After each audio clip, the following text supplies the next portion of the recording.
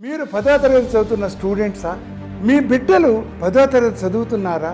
10th class students and there పేరెంట్స్కి ఒక గొప్ప platform olive machine 10th class ప్రతి ఆదివారం సాయంత్రం 5 గంటలకి మీరు పాల్గొనడానికి హృదయపూర్వకంగా స్వాగతం పలుకుతున్నాం.